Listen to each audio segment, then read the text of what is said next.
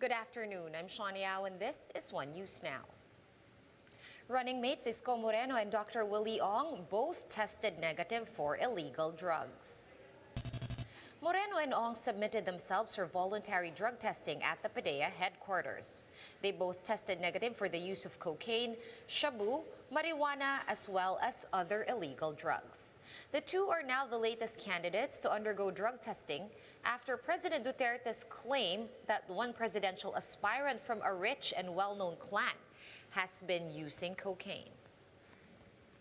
And despite more bets joining the drug test bandwagon, experts are warning that scheduled urine testing is not really that reliable and could even be tampered with. Mobile journalist Jacob Lazaro gives us a front seat to the story.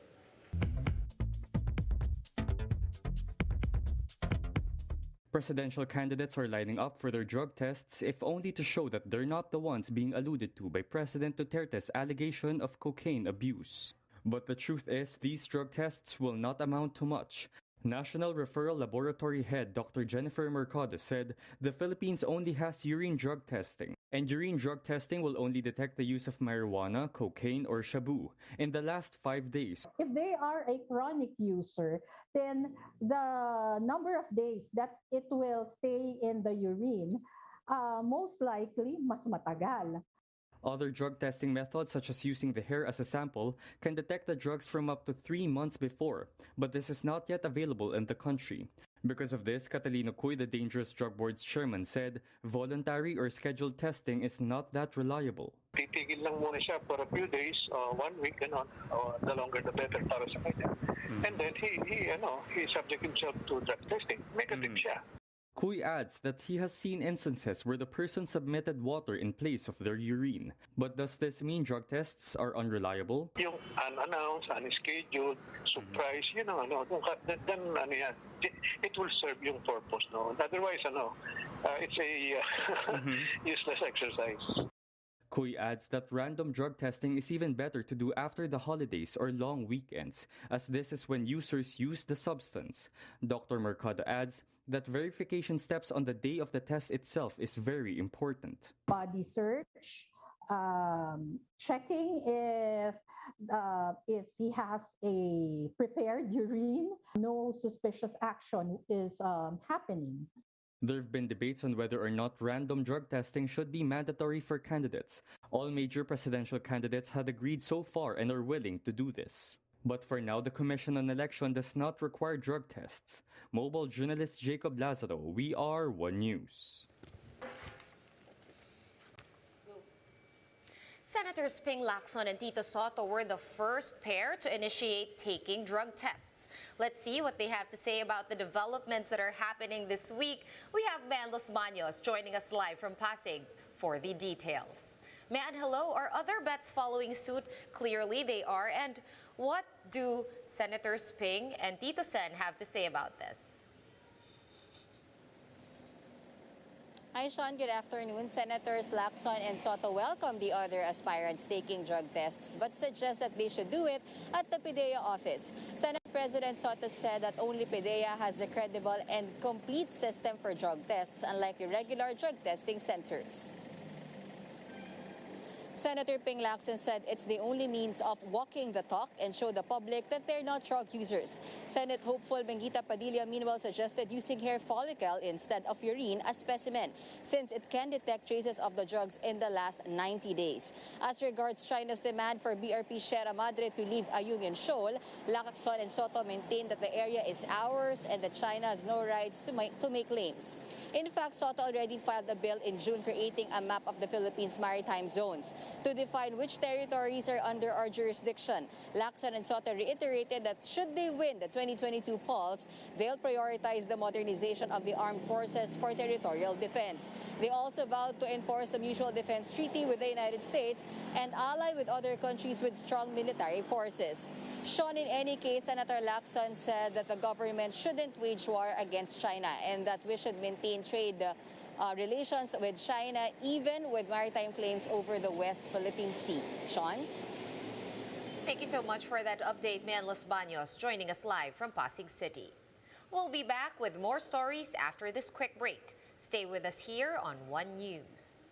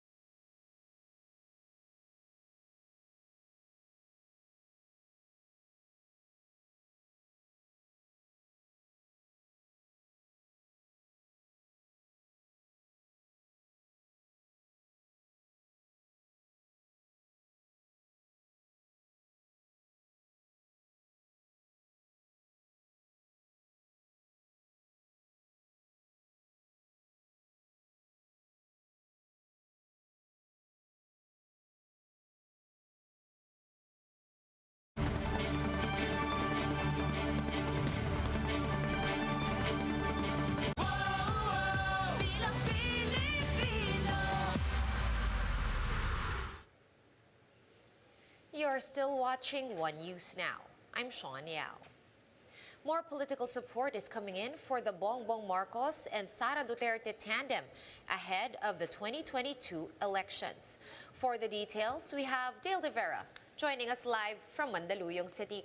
Dale, hello. What kind of support is this tandem getting now, the tandem of BBM and Inday Sara? Yes, Sean, four political parties have forged an alliance in what may seem to be a show of force for the tandem. Four political parties set aside differences to form an alliance supporting Marcos and Duterte. These are Bongbong's Partido Federal ng Pilipinas and Sara's Lakas Christian Muslim Democrats. Joining the two parties are Puwersa ng Masang Pilipino and Hugpong ng Pagbabago. Former Presidents Fidel Ramos and Gloria Macapagal Arroyo were both stalwarts of Lakas CMD. PMP, on the other hand, was behind the election win of former President Joseph Estrada. Lakas CMD Chief and House Majority Floor Leader Martin Romualdez led the signing of the coalition. On Wednesday, Lakas CMD formally adopted Marcos as their presidential candidate. Duterte, meanwhile, was earlier adopted as a vice presidential bet of PFP.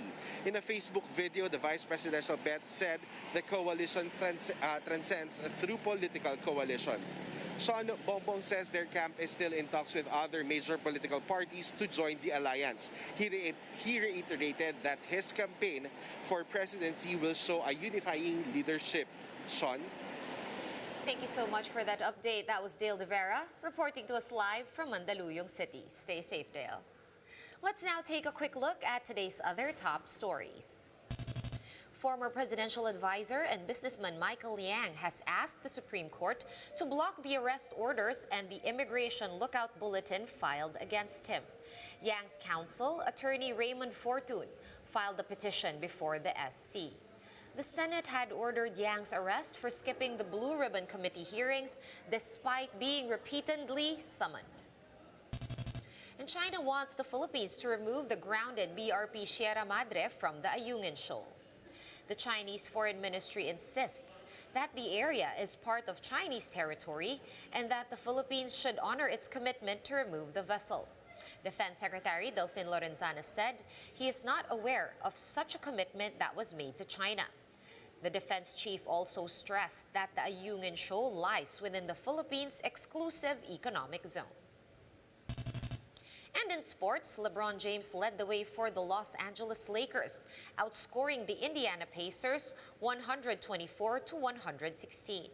James ended the game with a season-high 39 points after returning from a one-game suspension. The suspension was because of his flagrant foul for recklessly hitting Pistons center Isaiah Stewart during Sunday's game. For more updates, visit News 5, The Philippine Star, and Business World online. Visit our website, onenews.ph, for more in-depth analysis. You can also catch One News on the Signal Play app. Register for a free account at www.signalplay.com and stream One News live anytime, anywhere.